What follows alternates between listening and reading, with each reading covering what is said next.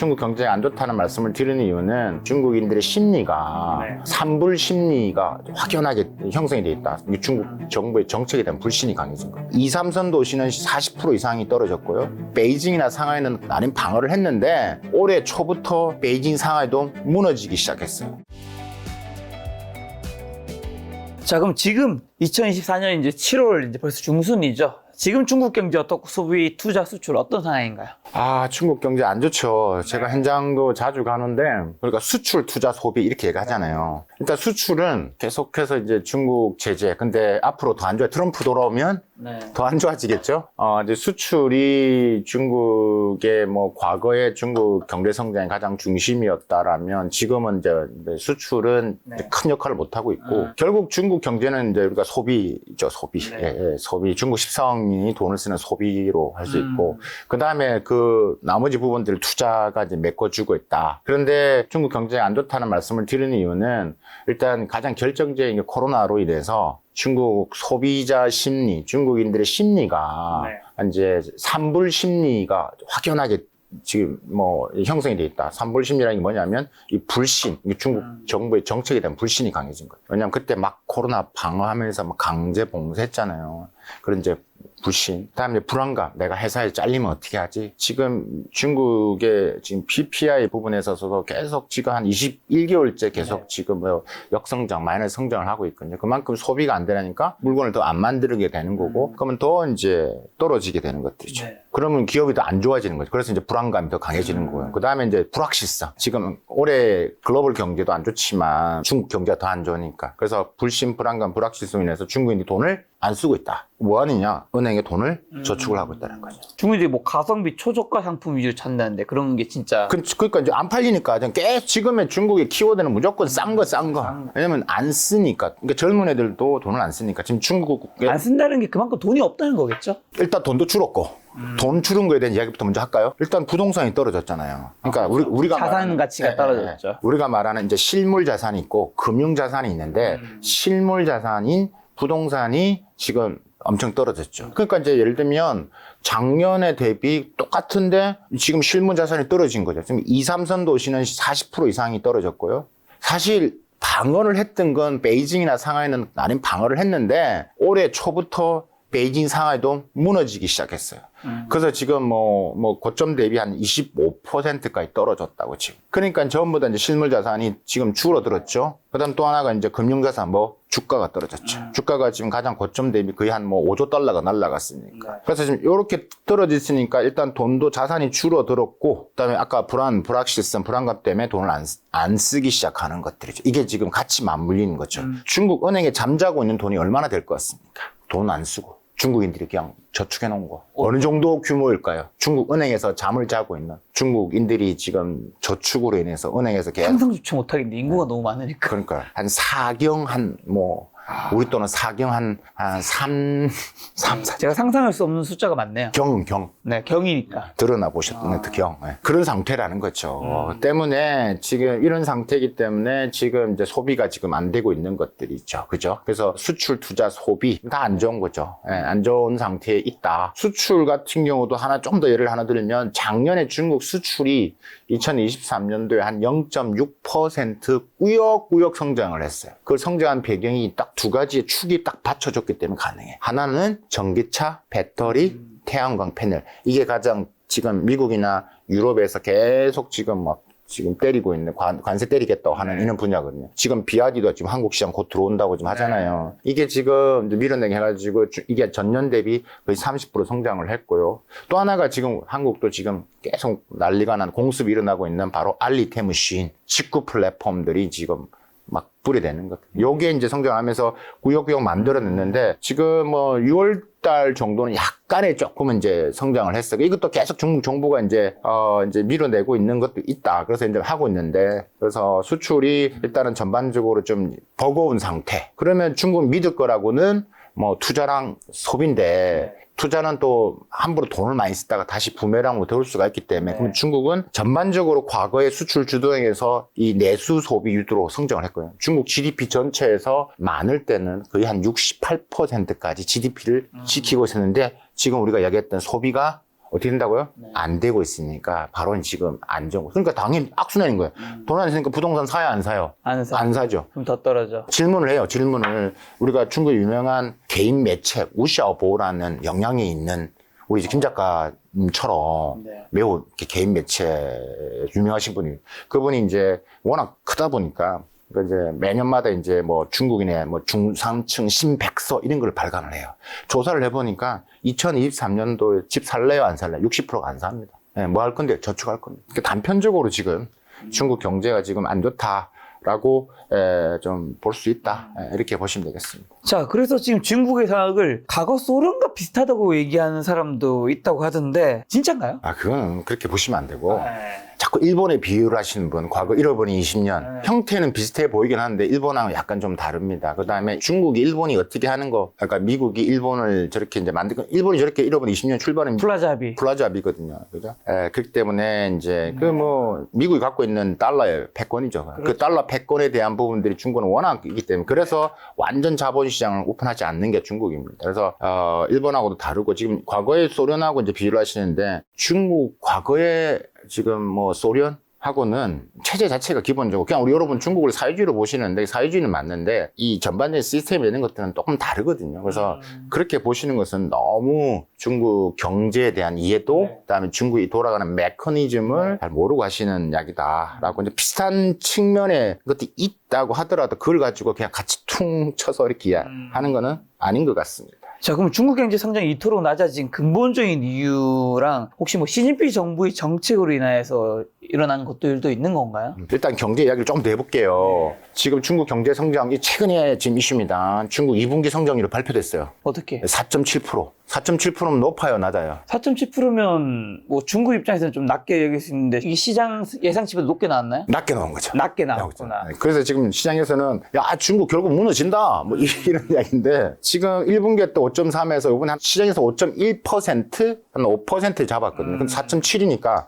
안 좋기는 안 좋은 거죠. 근데 이걸 가지고 이제 중국이 이제 뭐 무너지는 것처럼 얘기를 하면 안 되고 일단 그 근간에 부동산 계속 이야기했잖아요. 부동산은 하루아침에 안 잡힌다고 심리가 하루아침에 안 바뀌기 때문에 그러니까 부동산이 계속 여러 가지의 경제의 발목을 잡을 것으로 보입니다. 왜냐하면 부동산은 이 전후방으로 해가지고 한 300개 업종과 연결되어 있어요. 일자리와도 관계가 엄청 크지 않겠습니까? 그러다 보니까 지금 하는데 이게, 이제 영향을 미치고 있고 수출, 그 다음에 소비 아까 말씀드렸기 때문에 구역구역 어쨌든 간에 2분기에 4.7%를 만들어내기는 했어요. 그래서 이제 중국 정부가 올해 한 5% 내외를 이야기를 했는데 저는 미리 전망을 한다라면 5% 내외 범위는 들어갑니다. 그러면 이게 지금 낮은 거냐? 중국 전체 성장률 부분에 있어서 일단은 성장률이 낮은 것보다는 중국의 지금 경제의 문제점들이 여러 가지가 있기 때문에 그 하나를 보면 좀 리스크한 건 있다. 그건 맞다.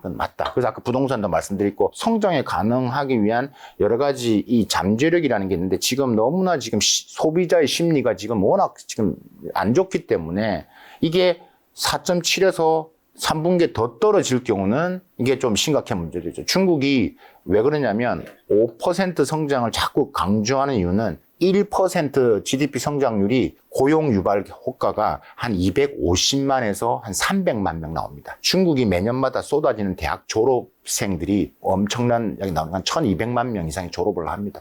그 일자리 안 만들어주면요, 난리 나겠죠. 중국 공산당 입장에 제일 두려워하는 게 뭘까요? 물러가라.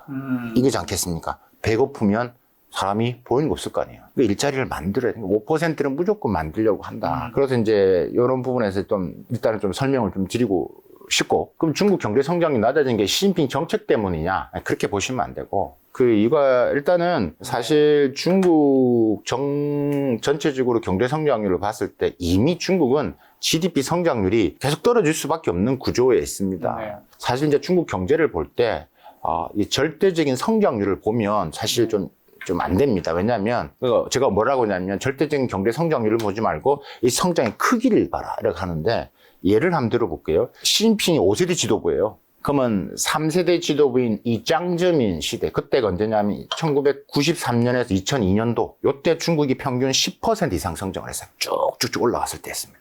근데 이때가 GDP 1%가 어느 정도 금액이었냐면 60억 달러 정도.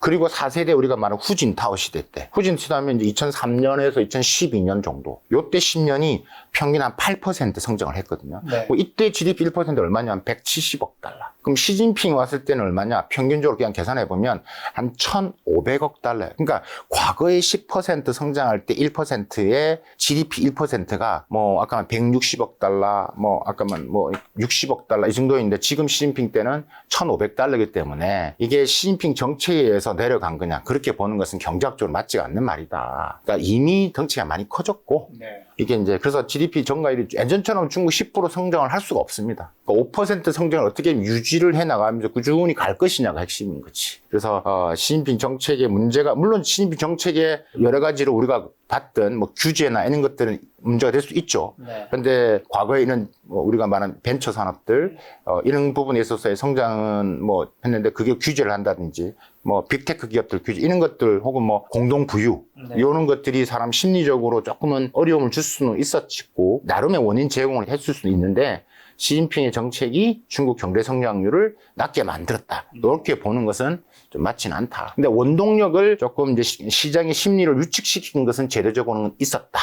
아까 전에 중국 부동산 시장이 굉장히 안 좋다는 얘기는 몇 번 언급해 주셨는데 부동산 기업 파산 이슈가 굉장히 이제 뜨거웠었는데 지금은 그러면 이제 말씀하신 게 이게 좋아지려면 시간이 걸린다 했는데 더 악화는 안 되는 건가요? 시간이 지나면 이제 좀 돌아가는 건가요? 부동산 시장? 네.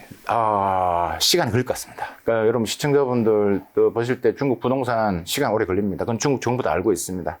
지금 최근에 지금 데이터를 좀 말씀드리면 올 4월 달에 중국 그 부동산 기업들 한 100대 기업들 매출액을 한번 봤거든요. 올 4월 달 보니까 뭐 우리 원화로 한 56조 정도 매출인데 이게 전년 동기 대비 작년에 4월 때는 얼마였는데요? 한 106조 정도. 거의 반토막 난 거죠. 네.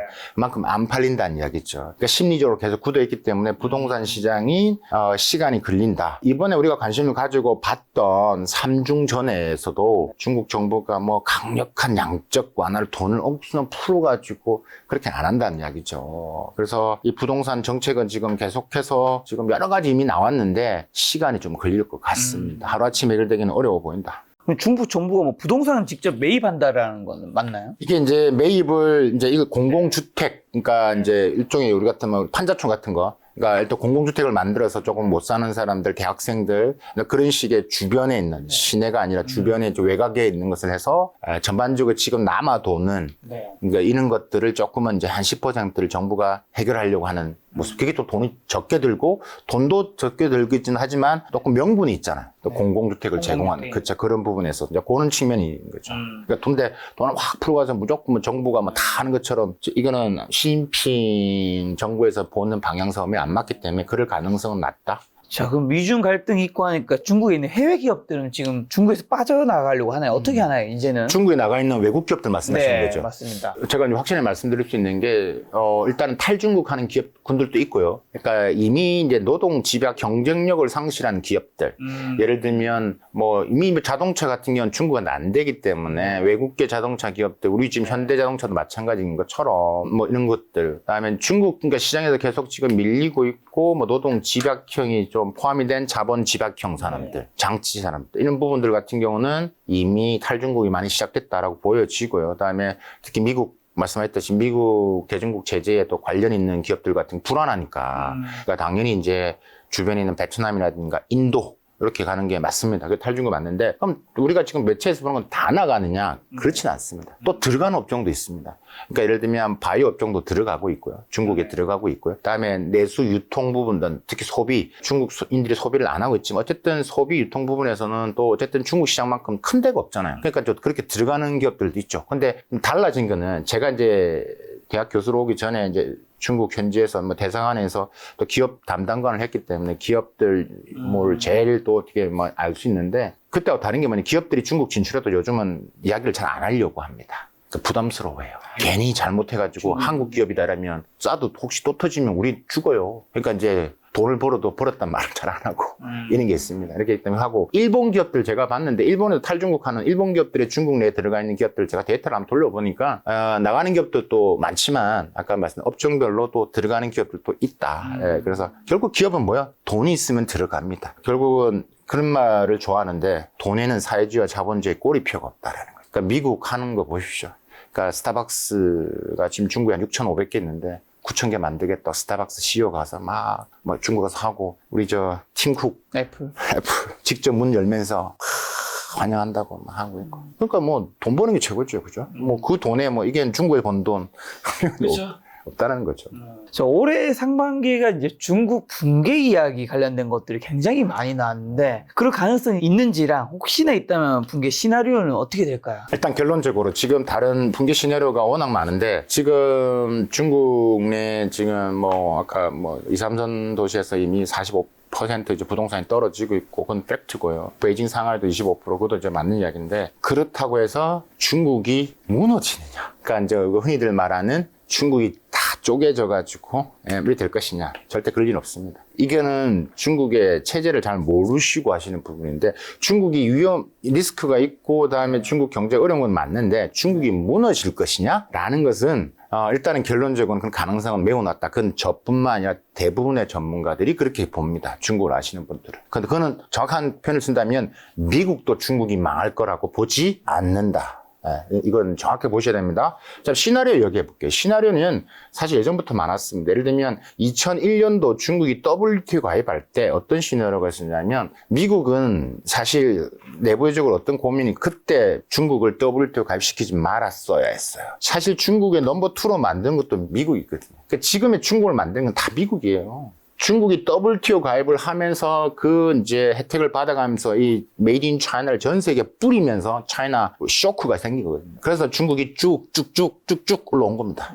그런데 처음에 어떤 이 붕괴리가 시나리오가 있었냐면 중국이 이제 문을 열기 때문에 그러면 이제 글로벌한 우리가 말하는 큰 브랜드가 있는 예를 든다면 우리 뭐 월마트 뭐 이런 것들이 들어가면 중국에는 로컬 마트 다 죽을 거야. 다 죽으면 일단은 뭐 일자리가 없어지니까 일자리 있으면 배고프면 뭐 하겠어요? 이러도 되겠죠. 그러니까 물러나라. 그러니까 이제 그 사람 중국인들이 나와서 체제에 위협을 되는 그러니까 집회를 하고 시위를 하면 공산당이 무너지고 뭐 공산당이 무너지면 중국 게임 끝나는 거거든요. 그러니까 이때부터 붕괴 시나리오가 있었습니다. 그럼 이제 뭐 여러 가지 이제 시나리오가 있는데 그럼 아까 말씀드린 최근에 지금 시나리오가 이제 그린다라면 진짜 뭐 가능성은 없지만 거의 제로라고 보는데 트럼프가 돌아왔을 때입니다. 트럼프가 돌아오고 중국을 더 압박을 하고 그러니까 이제 중국인들이 미국이 제재가 더 강해지니까 이렇게는 더 못 살겠다. 그다음에 코로나로 인해서 이제 확실히 이제 공세에 대한 중국의 정부를 못 믿겠다. 이런 사람이 탈중국 일어나고 있고 제재가 더 강해지니까 중국인들이 왜 우리가 이렇게 제재를 하고 다 살아야 돼? 그러니까 불만이 드러나면서 계속해서 이제 우리가 말한 이 민주, 자유, 가치 이런 것들 요구가 일어나면서 들고 일어서면 이제 근데 그 붕괴가 될 가능성이 높아 보이고 플러스해서 실수로 대만을 침공했는데 그게 잘못돼서 오래 갔을 때 모든 화살이 비판이 이제 중국에 쏟아지면서 중국인들이 떠나가고 그다음에 이제 우리가 생각하는 이제 그 불만이 터져 나오면서 젊은이들 사이에서 물러가가 되면 가장 뭐 붕괴 시나리오 중에 어떤 게 가능하냐 할 때 이런 시나리오가 가장 현실감 있는 거죠. 근데 이제 제가 작가님 말씀드렸다시피 중국 공산당은 1억 명이고 그 식구매도 합치면 4, 5억 명이 이미 4, 5억 명이 일단 뭉쳐있기 때문에 나라가 붕괴될 일은 없다. 근데 그 어려움은 있을 수 있다. 저 우리나라는 인구 감소 고령화로 이제 저성장 국가로 이제 막 간다고 하는데 중국도 인구 감소 고령화로 인한 위기가 있나요? 그럼요. 지금 저출산 고령화는 중국도 예외가 아니고요. 지금 시진핑 주석도 어디 가면 간접적으로 이제 애기 낳으라는 이야기를 하고 있고. 근데 지금 우리 피크 차이나 이야기할 때 중에 하나가 또 뭐냐면 이슈가 될 때 뭐였냐면 중국 인구가 줄어들고 있다. 그래서 인도 걸러 쓰고 있다. 이렇게 보는데 사실 중국이 지금 14억 명이 넘는데 인구 감소로 인해서 허리, 그러니까 중국을 지금 만들었던 게 메이드 인 차이나잖아요. 뚝딱뚝딱 해서 만들었던 게 허리인데 이 사람이 다 늙어가고 있고 애는 안 나니까. 그래서 중국 경제가 이제 어려워질 것이다. 이게 피크 차이나의 핵심이거든요. 그다음에 중국 경제 성장률이 더 이상 안 올라갈 것이다. 여기서 멈추다가 인구가 줄어들면서 중국은 그냥 그대로 그냥 실업률이 둔화될 거예요. 이렇게 성장률이 둔화될 것이다. 거기다 미국 제재까지 다. 이게 이제 피크 차이의 핵심인데 인구 부분에서는 사실 중국도 고민을 많이 하고 있고 근데 전반적으로 중국이 지금 하고 있는 방향성은 결국 과거의 양적 성장의 인구 보너스 효과가 아니라 어떻게 하고 있냐면 결국 질적 성장. 그러니까 중국 지금 뭐 예를 들면 대학 같은 경우도 이미 이제 중국 가보시면 옛날에 이제 서빙하는 건 다 로봇이 합니다. 이미 그렇게 바꾸고 있고요. 뭐 지금 뭐 국제 로봇 연맹에서 나온 자료를 보더라도 이미 전 세계 뭐 산업용 로봇 새롭게 신설된 그 유닛 수치만 보더라도 절반 이상이 중국에서 만들어지고 있고, 그다음에 중국 대학 같은 경우도 2020년도부터 어떤 미국 제재가 가해지면서 특히 더 이렇게 변한 것도 있는데, 2020년도부터 중국 대학들이 전공을 40% 이상을 이공계열로 다 지금 바꾸고 있습니다. 그래서 그러니까 이제 과거에 중국이 이제 저렴하게 만들었던 그런, 그러니까 이제 뚝딱뚝딱, 그러니까 메이드 인 차이나, 우리가 지금 보는 여전히 물론 있지만 지금 우리가 알리, 테무, 쉰 이런 것처럼 만든 게 있지만 이게 이제 그대로 가고는 있지만 이게 앞으로의 방향성에서는 중국은 그러니까 이제 첨단 산업 중심의 질적 성장. 그래서 나온 게 이번에 삼중전에서도 키워드가 바로 신질 생산력. 이게 뭐 들어보신 분 있을 겁니다. 이게 지금 시진핑 정부의 가장 중요한 핵심 키워드거든요. 우리말로 하면 굳이 바꾼다라면 신품질 생산력 이렇게 바꿀 수가 있는데, 그러니까 중국 거를 그대로 가져오면 신질, 새로울 신자, 품질할 때 질자.